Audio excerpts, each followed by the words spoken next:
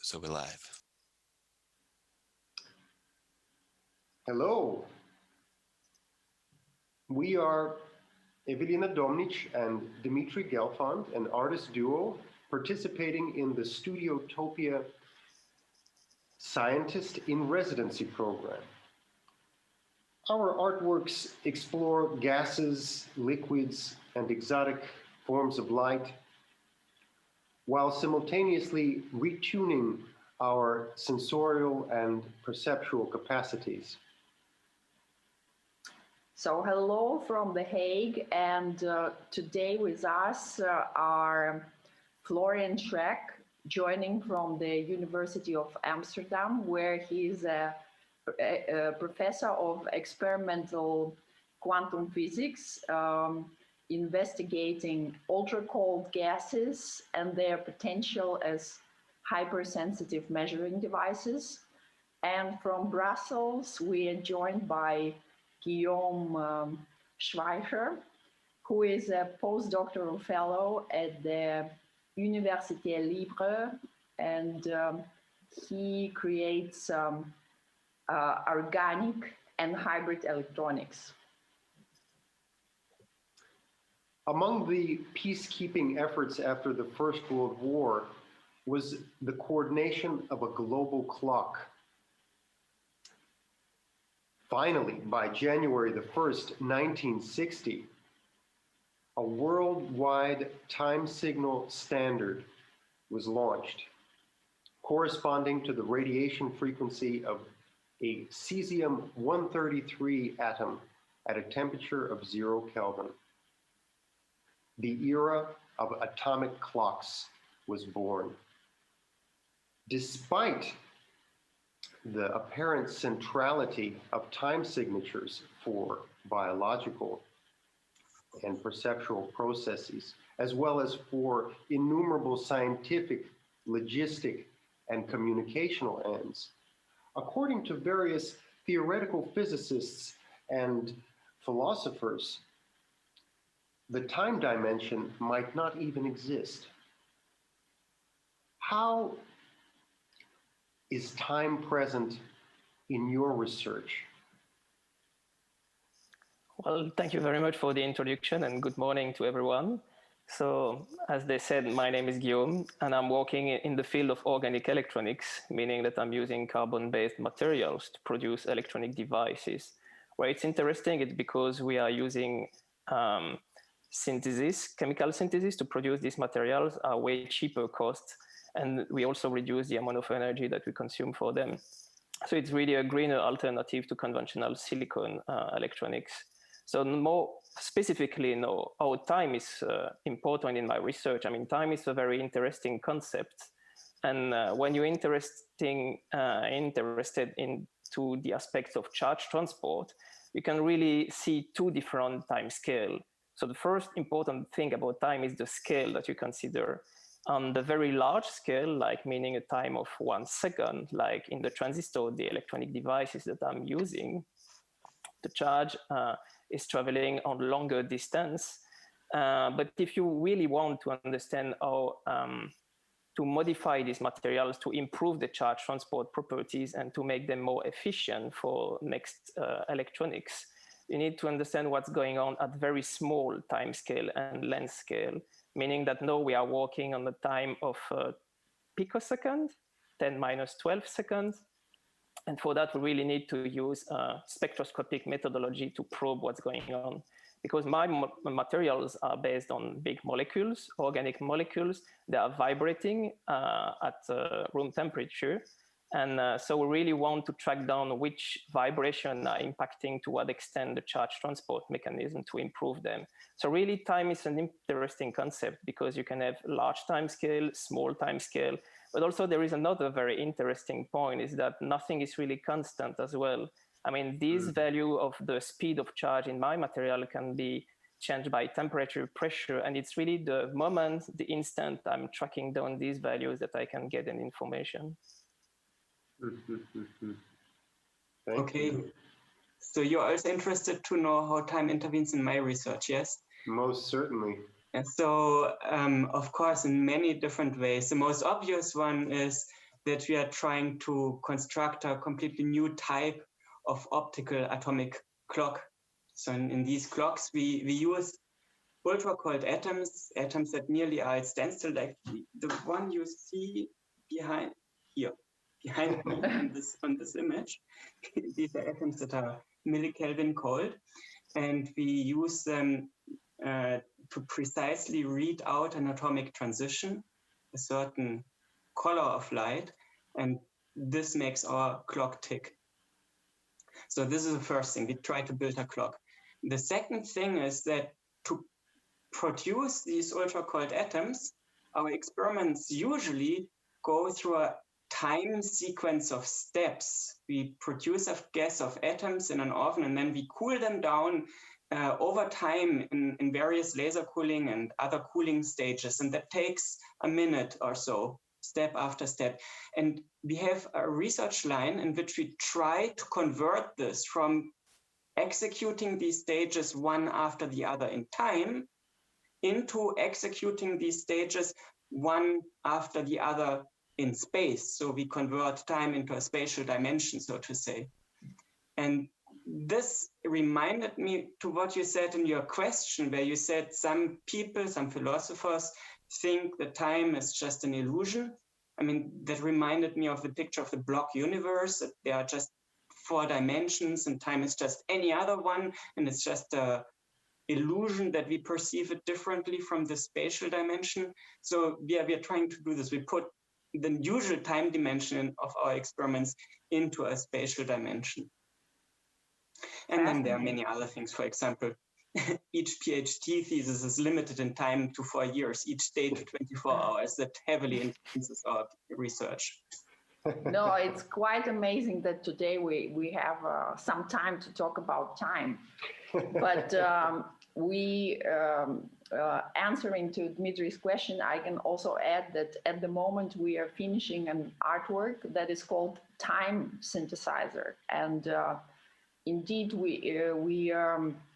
it's a kind of time tracking, time keeping device, and Andrew is now graciously showing a little video of it. So as you can see, the flow of water, the type of the flow really determines how precise time signatures are. So by changing the properties of the flow, you can measure the time more or less precisely, or let's say the different time signatures will differ quite drastically if, for example, the flow becomes turbulent. Yeah, here the flow is being traced by microscopic hydrogen bubbles that are emitted by an electrode at even intervals that become quite uneven as the flow changes our perception of time. That's beautiful. And how do you create the turbulence here? The turbulence actually is created quite simply by changing the speed of the flow. And in fact, we don't need to create turbulence. It's a little bit. It's quite the opposite. We try to make the flow quite laminar, so as to look at this ghostly transition from laminar to turbulent flow and back. But you can easily control that. And by the way, call it a synthesizer. Well, I would say that easy is definitely an overstatement. There's a vast threshold in terms of being able to look at this very incremental seeding of turbulence. It's a subject that is very dear to our hearts, and at the end of his life, Werner Heisenberg asked 2 questions: why relativity, and why turbulence? And he had a feeling that God would have an answer to the first question, but not to the second. But Yeah, perhaps we can expand upon the first question. I know that you, Guillaume, had an inquiry. Oh yeah, for the next question. Sorry. So yeah, that, I mean, following on what we did, and I mean, basically what you showed as well, that's showing a lot of color, so that it's related as well to light. I mean, we all know that light is fundamental to many processes on Earth. So the question to follow directly what we discussed so far is, how is light and its interaction with matter connected to your work? Yeah, I mean, it's... Yes, it's anyway, if you start talking about light, it's like you're sitting on a gold mine. It's the amount of discoveries you can come upon just thinking about the nature of light, the way it affects all things, the way it interacts with matter is yes, among some of the most magical processes. For us,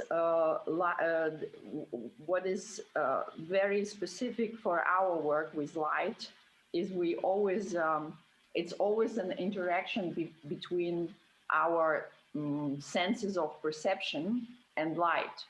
So it is not so much about another fascinating topic, let's say that light moves at a constant speed, at a finite speed, that nothing can move faster, and then even the size and the shape of our universe is determined by how far the light can move from the point of Big Bang. So there are indeed this very interesting spatial and time dependencies, as if you cannot even imagine, yes, without light, the size and the vastness of space. But in our work, light is really how do we perceive it, and how human perception can, just with our eyes, how we can tap into these very non-obvious questions, from looking directly at the sun. So we had a work where we look at the sun and the sunspots, which is impossible with our eyes. You just burn them. And then looking at the light of sonoluminescence, which is so faint that it is almost on another threshold of your visual capacities. So for us, this is the same. I mean, we detect everything in our experiment also by interacting atoms with light. And it's even more, I mean, our atoms, as I mentioned, they have to nearly stand still, be decoupled from the thermal motion of, I mean, molecules in air fly around with hundreds of meters per second. This would destroy our atoms. So we keep our atoms levitated inside a vacuum chamber, and they may not touch anything. So the only thing with which we can influence our atoms are electromagnetic fields. And laser light is very important. We use it to slow down our atoms from hundreds of meters per second velocity to standstill. We use it to trap the atoms, to manipulate their internal state, and then to detect the result of our experiment. And it very much connects to the first question, because at the end, our readout for the clock experiment we have will be an electromagnetic wave, a laser beam. And we just count the number of wiggles of this laser beam. And after a certain number of these wiggles has passed, we say 1 second has elapsed. That's how the clock works. And how you connect light to time. But we, since you talked about lasers, we are also fascinated by this very special properties, this very amazing tuning that you can achieve with laser light in phase and coherence, and the whole concept of coherence is very fascinating. So we do use laser light in almost all of our artworks, and the video that you've seen, it is indeed illuminated by laser light, but we use laser beams as a kind of visual aid, as an optical microscope that crawls so deeply into the micro landscape of matter that you can see much more without using a lens. So it's amazing how light, just by its particular nature of being coherent and in phase, can magnify certain things and act sort of as a magnifying glass.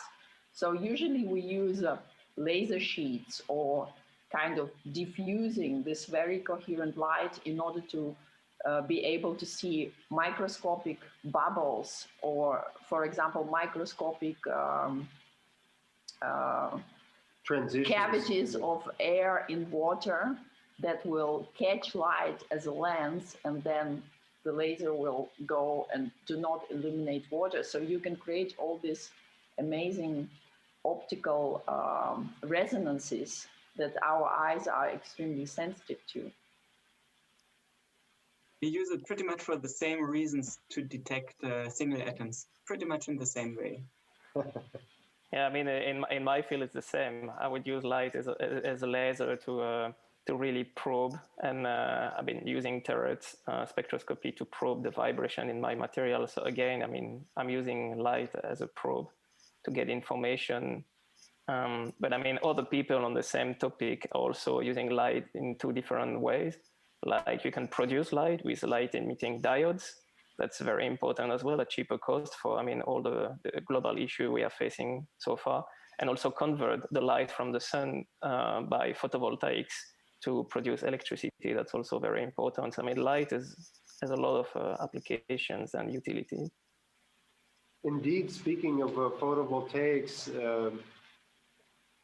the way in which light interacts with matter is one of the keys to perhaps among the most open questions to this day, and that is how living matter originated by this subtle interaction with sunlight. Of course, it is something that cannot be quite tackled by the biological sciences, nor even by more comprehensive domains such as biogeochemistry.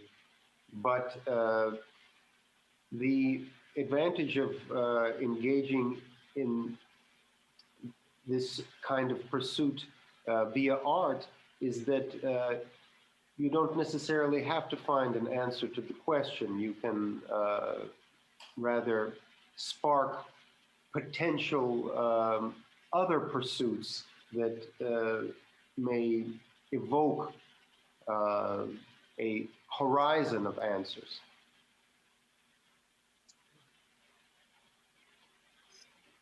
Guillaume, I think you showed us an artwork last Friday where you tried to influence dust, was it, with light, which is shown on the light, no? Yes. Because it is more than just detecting what happens, and there you do something with your light. Yes, optical pressure, you know, solar sails. So we probe light in many different ways, trying to indeed move in semi-vacuum, hyper small diamond particles. And another very fascinating aspect of life that I always try to imagine, it's like a mental exercise, is to see how light propagates through space, and because in our art we always fight against the idea of an object, that things are localized and kind of inert. So when you think about light, you kind of imagine this field that not only envelops all of us in this kind of very fine vibrations, but also determines the size, the shape of our universe. So from this point of view, this kind of vibratory vertical nature of light is extremely fascinating. And I remember this Russian proverb that probably originated in the 19th century, way before relativity. And I tried to translate into English. It goes like, from window to window goes solar spindle. And this kind of vortex. So at the moment we are fantasizing about future artwork, and maybe you can help us developing it, where we, with some kind of special lens or by means of optical vortices, we would like to navigate matter, to see the polarization of light, because we know that many creatures, biological creatures that live on our planet, are able to see polarization. But not only the polarization of light, but also the helical mode of light, because there is both spin angular momentum as well as orbital angular momentum, where the actual wave fronts, the phases of light are spinning. Yeah, okay, so spinning. But I think we maybe got a question. No. Unfortunately, no questions yet from our audience, but perhaps they will emerge. It's still early. People yes. Are waking up.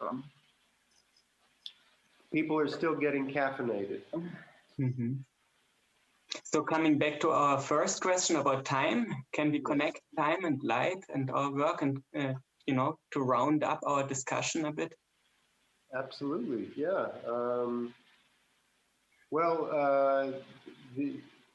It's hard not to make a reference to Albert Einstein's light clock, or blitz box, one of his original Gedanken experiments, where the very idea of relativity comes about, that in a moving train we have light emissions bouncing against a mirror, what he called a blitz box, and in order to understand how time dilation occurs, we simply have different. We have the observer in a different position than the moving train, and of course the reason for using light as the frequency of oscillation is because of its constant speed in spite of the movement from which it originates.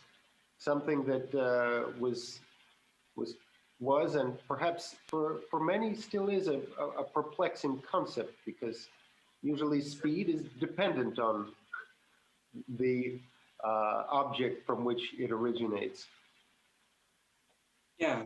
So in Einstein's time, these were Gedanken experiments, and now they are realized. We have GPS satellites with clocks on board, and we see time dilation. And we have built gravitational wave detectors, which work essentially by bouncing light forwards and backwards between mirrors and see gravitational waves.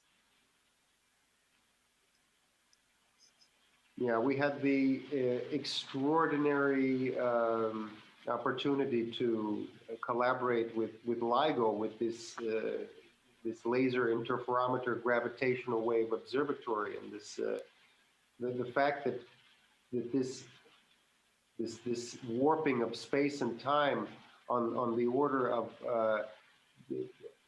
the 10,000th of the width of a proton is just, it's extraordinary that kind of precision for testing relativity, among other things, exists. Yeah, it's amazing. And Guillaume, do you have a kind of conclusion for the conclusion for the light matter interaction? For the timekeeping with light? Well, I mean, from everything we've said, I mean, light matter is extremely important and valuable for every single aspect of life. I mean, in the research, in your art, and everything. And we can do a lot with light. We need light, which especially for life on Earth. And also, very importantly, considering the time scale, we have one lifetime as well. And I know that we haven't reached yet really the important questions about related to the Studiotopia topic as well. And I think if we want to mix light and time in a very single sentence, that's like you said as well during discussion recently, that we have one lifetime and this is the time now to act and try to show what's important and what we need to change in our society. Actually, I know I'm making a big jump from all the discussion we've done so far, but that's linking everything as well, the importance of what we have to do right now. And here we have an overview of our discussion. And I would like to be a devil's advocate at the end and comment that, okay, we have our sun as a kind of reference time frame and the movements of the planets, and that's how all life and organic matter is keeping this kind of rhythms. Keeping rhythms is, yes, with the help of the sun. And although it is very difficult to synchronize it with the precision of, I don't know, 15 zeros after the zero of a second, but somehow this system works quite well on a scale of the entire solar system. And if you try to coordinate this very precise timekeeping in the technosphere, it becomes so and so complex with each step that at some point the complexity might become impossible to resolve. There's a very quick question that we might try to answer in 20 seconds. Can you stop time in specific conditions? Yes, it's xenon effect, quantum xenon effect. Xeno. Yes. Look at the quantum xeno effect. So when you observe a quantum system, at this moment, time stops. Yeah. So if you will continually observe a quantum system, time will freeze.